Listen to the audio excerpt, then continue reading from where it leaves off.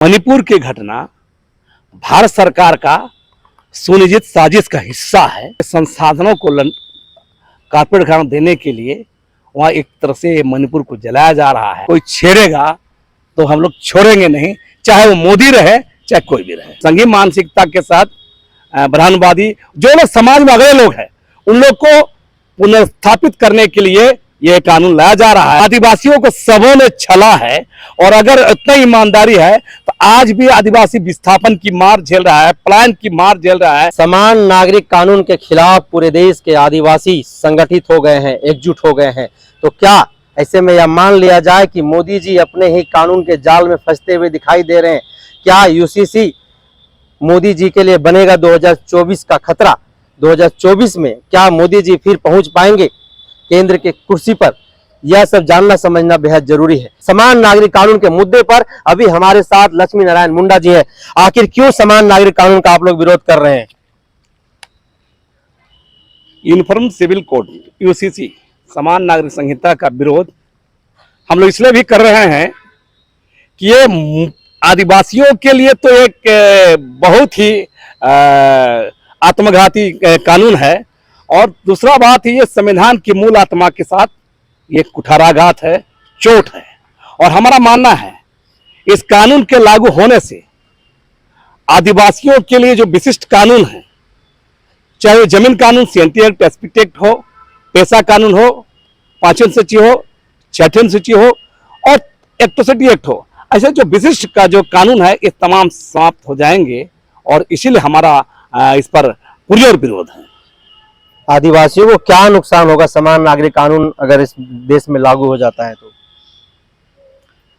देखिए, हमने कहा जब सब नागरिक ही समान हो जाएंगे तो हमारी विशिष्टताएं खत्म हो जाएगी, हमारा विशेष कानून खत्म हो जाएगा, हमारा आरक्षण खत्म हो जाएगा और समाज के, देश के, समाज के विकास के क्रम में जो आदिवासी समुदाय पिछड़ा हुआ है, जो आगे बढ़ रहे हैं, उस पर लगाम लगेगा। और हम मानते हैं ये संघीय मानसिकता के साथ ब्राह्मणवादी जो लोग समाज में अगले लोग हैं उन लोग को पुनर्स्थापित करने के लिए यह कानून लाया जा रहा है। जो आगे बढ़ गए हैं वो आगे रह जाए, जो पीछे छूट गए पीछे रह जाए। हिंदू राष्ट्र अगर भारत बन जाता है तो बढ़िया ही होगा ना। सवाल मैंने शुरू में ही कहा था, ये कानून संविधान के मूल आत्मा के साथ कुठाराघात है। और ये न हिंदू राष्ट्र न मुस्लिम राष्ट्र, ये राष्ट्र एक धर्मनिरपेक्ष राष्ट्र है और एक सेकुलर राष्ट्र में ऐसा बात करना ये विशुद्ध रूप से संविधान के साथ धोखा है और ये यहाँ के लोगों के साथ कुल मिला के कहें तो ये विरोधी काम है और इसका हम लोग विरोध करेंगे। आदिवासियों के लिए सबसे बड़ी हितैषी पार्टी तो बीजेपी है। मोदी जी तो बार बार आप लोगों की तारीफ करते हैं कि इस देश को निर्माण करने के लिए सबसे ज्यादा अगर किसी ने यहाँ पर अपनी बलिदानी दी है, किसी का त्याग, समर्पण, संघर्ष रहा है तो आदिवासियों का रहा है। और अभी तो राष्ट्रपति भी आप ही की है। आपने ठीक ही कहा है। 1952 से देश के अंदर चुनाव हो रहे हैं, आदिवासी क्या नहीं बना, कल एक चीज बनना बाकी है, वो है प्रधानमंत्री। तो मेरा कहना है कि किसी के कुर्सी में जाने से व्यवस्थाएं उसके हित में होगी ये जरूरी नहीं है। और जहां तक आपने कहा कि ये आदिवासी हितैषी पार्टी है, तो मेरा कहना है कि देश के अंदर में जब से सरकारें आई हुई है, चाहे कांग्रेस नीति गठबंधन की सरकार हो या भाजपा नीति गठबंधन की सरकार हो, आदिवासियों को सबों ने छला है और अगर इतना ईमानदारी है तो आज भी आदिवासी विस्थापन की मार झेल रहा है, पलायन की मार झेल रहा है, अपनी जमीन बचाने की लड़ाई लड़ रहा है, अपने संस्कृति बचाने की लड़ाई लड़ रहा है, अपने रिलीजन बचाने की लड़ाई लड़ रहा है। अगर ऐसा अगर है तो ये सब होना चाहिए। आज विकास के रास्ते आदिवासी बढ़ता, उसकी जमीन नहीं छीनी जाती, उसका और अधिकार सुरक्षित रहता। तो मेरा कहना है कि ये कहने भर की बात है कि कोई भी पार्टियां आदिवासी हितैषी है तो आदिवासी समाज जो भी आज है अपने लड़के अपने संघर्ष के बलबूते ही आदिवासी खड़ा। तो क्या भाजपा आदिवासियों को इस देश से खत्म कर देना चाहती है इस कानून को ला करके? दरअसल भाजपा आदिवासियों को खत्म करना नहीं चाहती है, हाँ। आदिवासियों को बदल देना चाहती है और आदिवासियों के तमाम अधिकारों को और तमाम जो नैसर्गिक अधिकार है, प्राकृतिक जो अधिकार है, उनके इलाके के संसाधनों को कारपोरेट घरानों को देने के लिए बदल डालना चाहती है। अपने आप में समाहित करना चाहती है और आदिवासी रहेगा, नाम का रहेगा, ऐसा बनाना चाहती तो है। आदिवासी तो हिंदू ही है ना। देखिए, आदिवासी के सवाल पर कोई बोलिएगा, आदिवासी एक्चुअली आदिवासी अगर बोलिएगा तो आदिवासी नेचर का पूजा करता है। उसको हिंदू, ईसाई चाहिए बोल के आप नहीं कर सकते हैं।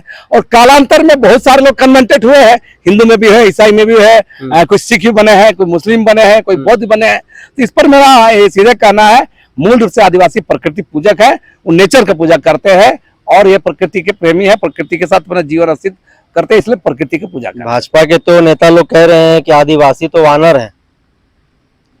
देखिए, भाजपा के नेता के कहने से कोई बानर हो जाता तो इस देश के अंदर में उसी बानर प्रजाति के लोग राष्ट्रपति भी है, और भाजपा को शर्म आना चाहिए अगर ऐसा कोई बात बोलते हैं तो ये डूब मरने की बात है। अगर ऐसा कोई कहते हैं कि बानर है बोल रहे हैं तो डूब मरने की बात है।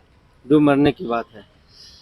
तो आप लोग जो लड़ाई शुरू किए हैं, इस लड़ाई का अंजाम क्या होगा, आगे की रणनीति क्या होगी आप लोगों की, क्या कुछ करने वाले हैं इस कानून के खिलाफ?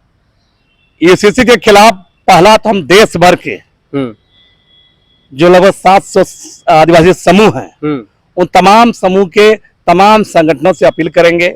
पहले आदिवासी समुदाय को एकजुट करेंगे और उसके बाद हमारी इस लड़ाई में अपने साथ दलित को भी जोड़ेंगे, पिछड़े को भी जोड़ेंगे, अल्पसंख्यक को भी जोड़ेंगे और कमजोर वर्ग के लोगों को भी जोड़ के इस लड़ाई को व्यापक पैमाने पर ले जाएंगे। ये लड़ाई देश भर की लड़ाई है, किसी व्यक्ति की लड़ाई नहीं है, देश भर की लड़ाई है। इसलिए इस लड़ाई को आगे तक हम लोग पहुंचाएंगे। मोदी जी से आप लोगों को इतना गुस्सा क्यों है, आखिर क्या कारण है? मोदी जी क्या कर दिया आप लोगों का जो इतना आप लोग गुस्साए हुए हैं मोदी जी से? सवाल मोदी की बात नहीं है, सवाल हम लोग को, हमारे विशिष्ट कानून को, हमारे अधिकार को, हमारा परंपरा नैसर्गिक अधिकार, परंपरागत अधिकार को कोई छेड़ेगा तो हम लोग छोड़ेंगे नहीं, चाहे वो मोदी रहे चाहे कोई भी रहे। तो 2024 में अगर ये कानून लागू हो जाता है 24 से पहले, तो मोदी जी फिर प्रधानमंत्री बनेंगे या फिर आप लोग तय करेंगे? देखिए, चुनाव जनता वोट देती है और देश में एक तो आप भी तो जनता हैं। तो मेरा सीधा सीधा कहना है कि इस पर हम लोग विरोध करेंगे और विरोध कहां तक जाएगा ये आने वाले समय देखा जाएगा। आने वाले समय हम लोग देखेंगे, लेकिन हम लोग जनता को आगाह करेंगे, आदिवासी को आगाह करेंगे, दलित को आगाह करेंगे, पिछड़ा को आगाह करेंगे, अल्पसंख्यक को आगाह करेंगे कि यूसीसी जन विरोधी है, बहुसंख्यक जन विरोधी कानून है, इसलिए इसका विरोध करें। इस देश में इसको लागू नहीं होने देंगे? नहीं होने देंगे किसी भी हाल में? किसी भी हाल में अंतिम दर तक लड़ेंगे हम लोग। तो मतलब फिर इस बार फिर पूरे देश के लोग बिरसा का उलगुलान इस देश में देखेंगे? सिर्फ बिरसा का उलगुलान नहीं, देश के अंदर में जो भी संघर्षशील ताकतें हैं, हाँ। जो संघर्ष जो करके अपने हासिल करते हैं चीजों को, वो तमाम महापुरुषों को, चाहे बिरसा हो, तिलका मांझी हो, सिद्धू कान्हू हो, या जो भी हो देश के अंदर में, तात्या भील हो, चाहे और देश में जो लड़े हैं, उन सब के प्रेरणा से लेकर आदिवासी समाज संघर्ष करेगा और लोग को जोड़ेगा। आप एक आदिवासी हैं, भाजपा में भी कई नेता हैं जो इस कानून का समर्थन कर रहे हैं और वो कह रहे हैं कि इस देश में इस कानून को लागू करना चाहिए। आप लोग विरोध कर रहे हैं, वो भी एक आदिवासी, क्यों? मतलब ऐसा दोहरी नीति समझ में नहीं आ रहा है। आप लोग दोनों मिल करके कहीं देशवासियों को गुमराह तो नहीं कर रहे हैं? देखिए, बहुत सारे आदिवासी नेता, खास तौर से मुख्य धारा की पार्टियों में जो आदिवासी नेता है, दरअसल वो नेता नहीं है और रबर स्टाम्प है, भोपू टाइप का जो पार्टी गाइडलाइन देती है, उनको समाज से कुछ लेना नहीं, निजी स्वार्थ, निजी मतलब से कुछ पद प्रतिष्ठा पाने के लिए वो पार्टी लाइन से पार्टी की बात करते हैं, ऊपर कंट्रोल जैसे निर्देश बोलते हैं, और इसको बोलेंगे कि वो लोग मैंने एक क्या बोले उसको, रबर स्टाम्प है, मोहरा भर है। इसलिए सबको आदिवासी नेता बोलने से आदिवासी चेहरा हो सकता है, आदिवासी नेता नहीं हो सकते हैं लोग। तो आप लोग उनको नेता मानते हैं कि नहीं? जो समाज की बात करेगा, जो समाज के हितों की बात करेगा, वही आदिवासी नेता है। बाकी नकली नेता तो गली कुचा में भर रहे हैं, खादर खादी पहन के बहुत लोग घूम रहे हैं, बढ़िया बढ़िया गाड़ी में घूम रहे नेता हैं। मणिपुर पिछले 50 दिनों से जल रहा है, सैकड़ों लोगों की जानें चली गई, लेकिन प्रधानमंत्री इस पर मौन बैठे हुए हैं। इस पर क्या कहिएगा? ऐसा कई घटना हुआ है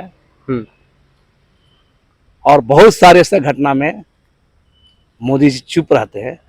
मणिपुर की घटना भारत सरकार का सुनियोजित साजिश का हिस्सा है और वहां के संसाधनों को कारपोरेट घराना देने के लिए वहां एक तरह से मणिपुर को जलाया जा रहा है और आगे नॉर्थ ईस्ट में जहाँ जहाँ संसाधन होंगे वहाँ डिवीजन किया जाएगा और इलाका में दंगा भड़काया जाएगा। माहौल को बाद में माहौल को अपने पक्ष में करने के लिए सारा साजिश हो रहा है और बहुत सारे लोग इस चीज़ को जान रहे हैं।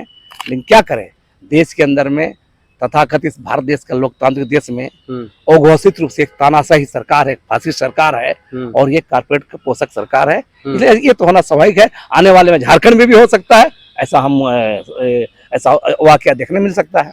तो समान नागरिक कानून आदिवासियों के अनुसार एक सुनियोजित षड्यंत्र साजिश है इस समुदाय को खत्म कर देने।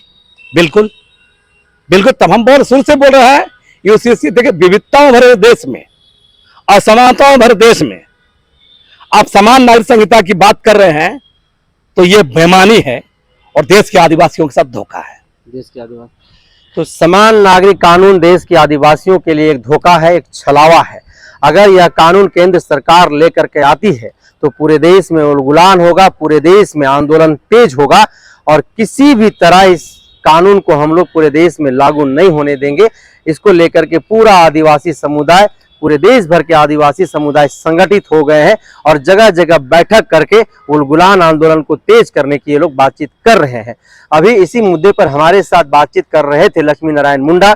आदिवासी समन्वय समिति की बैठक जो झारखंड में चल रहा है, इस बैठक में हिस्सा लिए थे और समान नागरिक कानून के मुद्दे पर ये बातचीत कर रहे थे। इन्होंने भी स्पष्ट तौर पर कह दिया है कि केंद्र सरकार जिस मनसे से इस कानून को लागू करना चाहती है उस मनसे में कभी भी हम लोग सफल नहीं होने देंगे। इसके लिए सड़क से लेकर सदन तक हम लोग आंदोलन करेंगे, उलगुलान करेंगे।